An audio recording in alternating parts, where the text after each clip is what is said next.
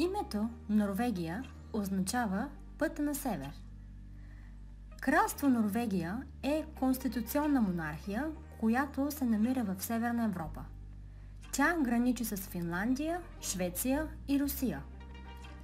Населението му е само 6 милиона, а в Осло, най-населеният град, живеят 150 хиляди души.